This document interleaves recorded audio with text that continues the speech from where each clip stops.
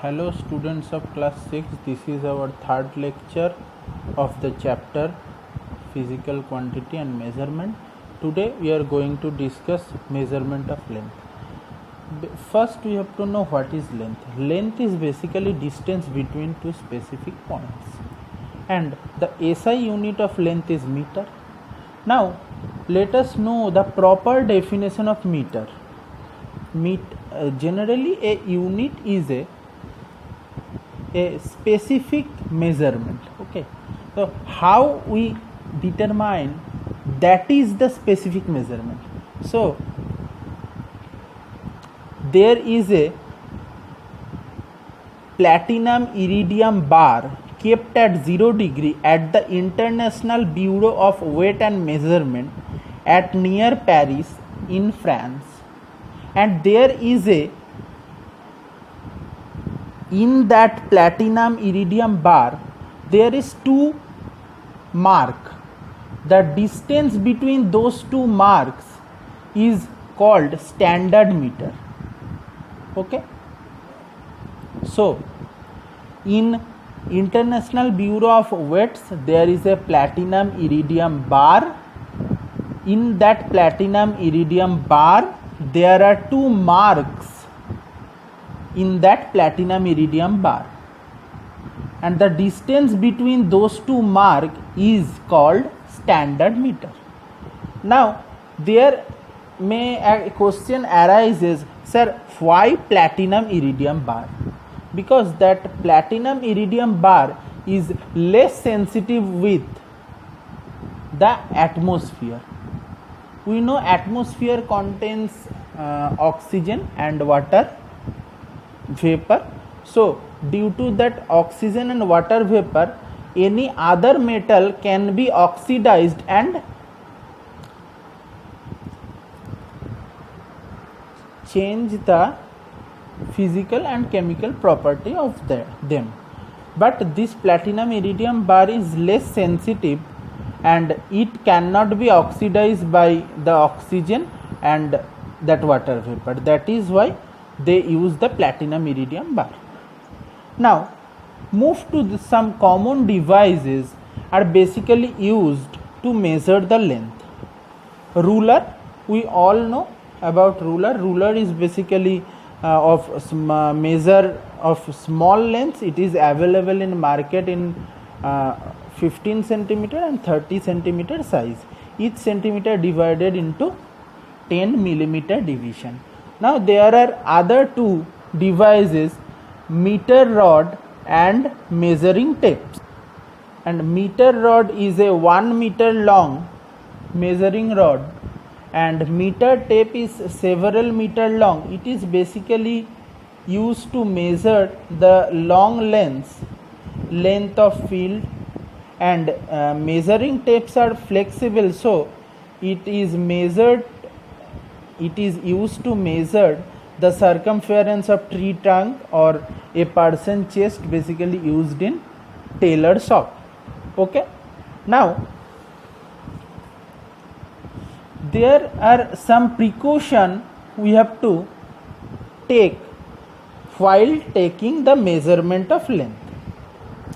First one I am discussing, always place the ruler parallel to the length.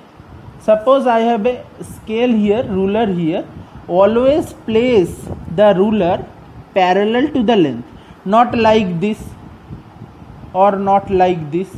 Always places its parallel, okay, like this, and measure the length.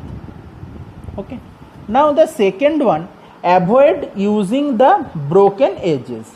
Okay, sometimes the edge of a ruler is broke, so zero mark cannot be properly placed. So suppose here is the zero mark of my scale and this is 1 mark, number 1 centimeter mark.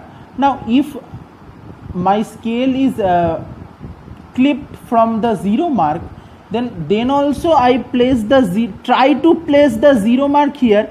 It is possible that is not proper zero mark, but I am thinking there is zero mark, and I can this can lead my measurement in a wrong value.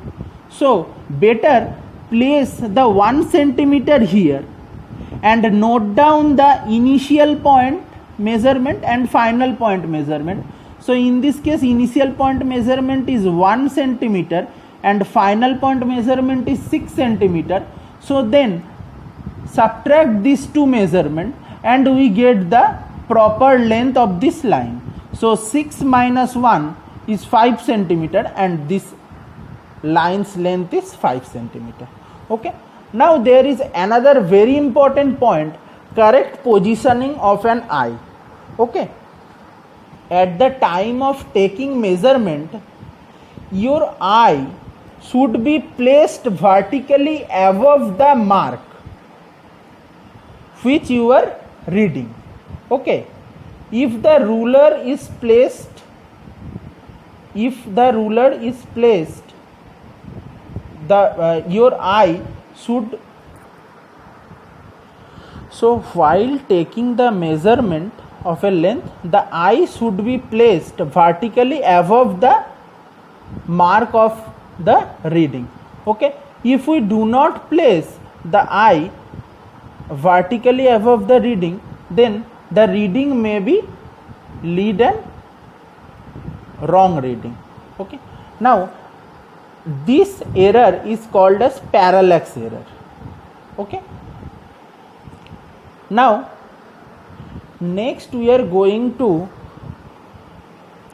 measure some lengths by using ruler, but in indirect manner. So indirect measurement of length by using ruler.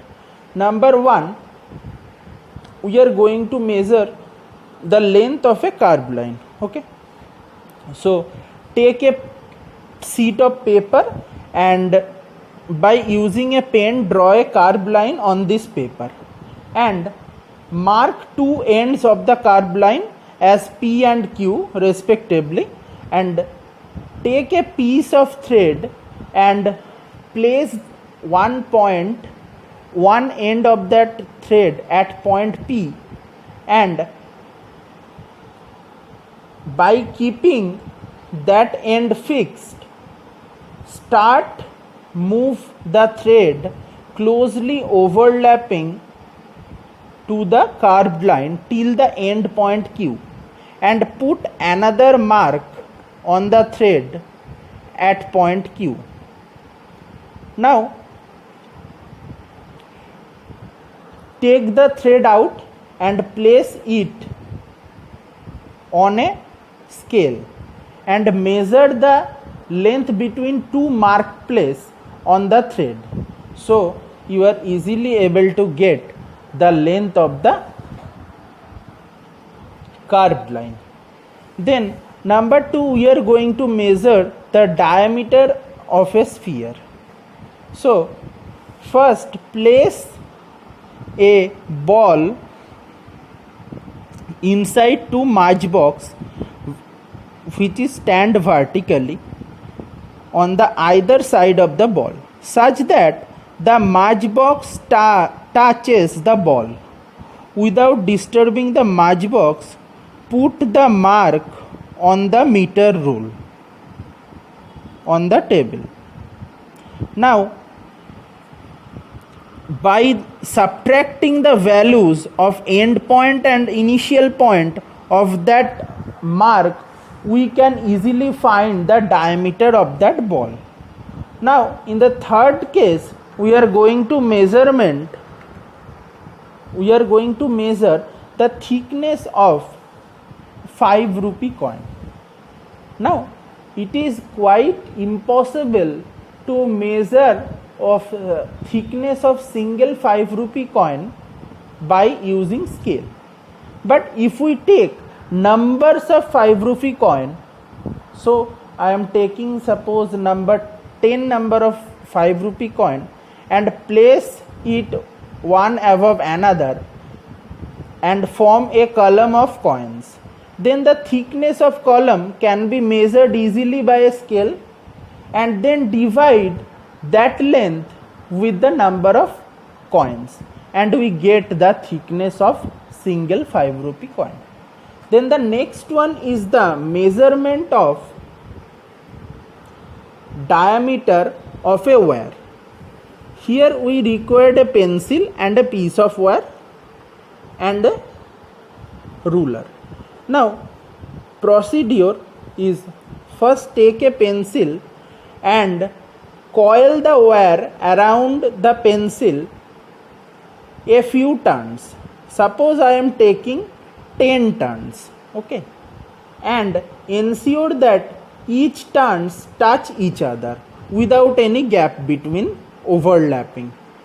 Next, carefully measure the total length of that 10 turns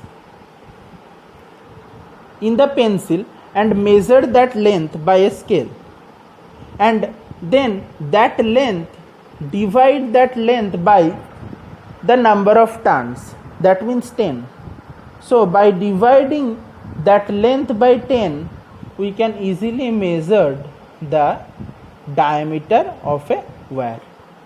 Okay, now this is up to here today's class. Now there are some home assignment, you have to do those questions at home.